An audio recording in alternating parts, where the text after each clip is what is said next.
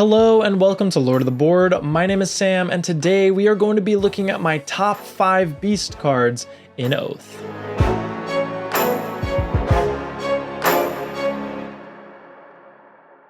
Well look, here we are, my favorite suit in the game of Oath. I absolutely love the beast suit because they are so flexible in the way that they work. They also have a lot of defensive capabilities, but really, most of all, the reason why they are my ultimate favorite is because they feature some of the best artwork in the game, at least in my opinion. I absolutely love the artwork on these cards.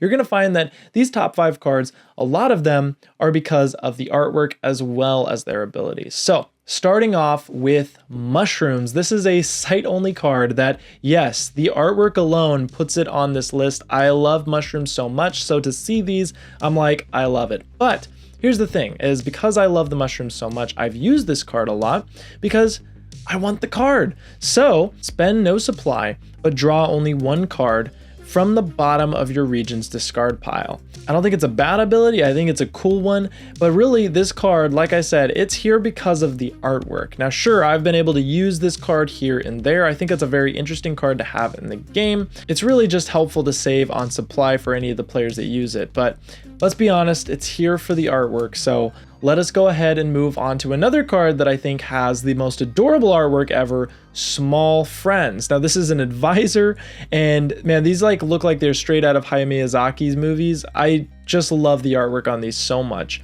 This is a trade specific action. It says act as if your pawn is at any site with a beast card, which is awesome because you can use your trade modifiers there. So like I said, if you are kind of focusing in on the beast stuff, you can really find a lot of benefits. Trading is a super important concept of this game, so to get that benefit can be very, very helpful. But also, the artwork is so darn adorable, you just can't go wrong with Small Friends in your advisory board. Next up, we have got Errand Boy. This helps the search action. This is going to cost you a favor to use, and it says that you may draw from a discard pile in a different region instead of yours. I find that this is a very helpful card because a lot of the times you don't get to see a lot of really powerful cards because your opponents can't use them right now, and so they'll discard them. So being able to kind of control and search those discard piles not where you are at can be very helpful in this game. We all know how important it is to be able to access those, and so to be able to have it just from one location can be extremely powerful. On top of that, the artwork with the cute and adorable little owl on the top, it's a really great card that a lot of people have found a lot of great use of in the games that I have played. So Errand Boy, really great card, love to use it, love to see it, and it's adorable.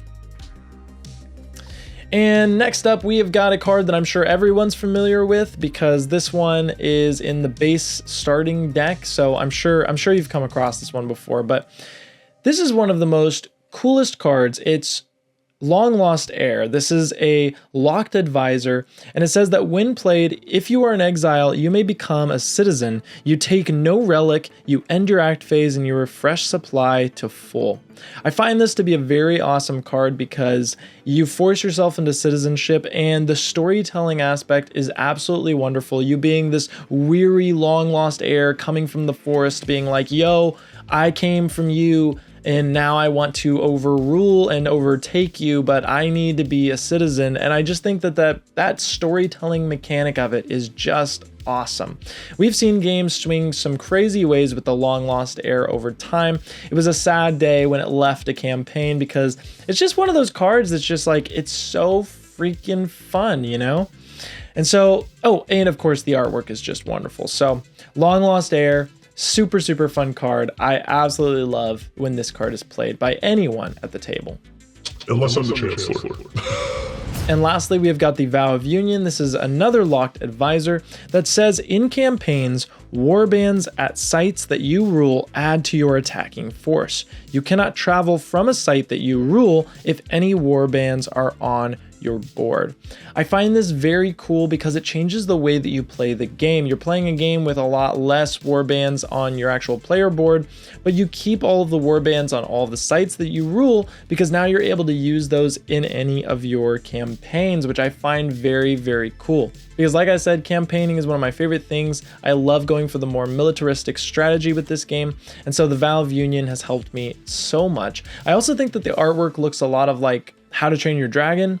There is a scene in How to Train Your Dragon that looks very similar, and I think this artwork reflects that very beautifully. Great artwork, awesome ability, and changes the way that you play. It's very interesting. You cannot go wrong with a Vow of Union. But that is it for my top 5 beast cards in Oath. What are your favorite beast cards? Definitely comment down below. I would love to talk with you about them there. And if you want to see more content like this, definitely subscribe, as well as click that notification bell to be notified when my next release comes out. But that is it for today's video. Let's go ahead and drop the beat.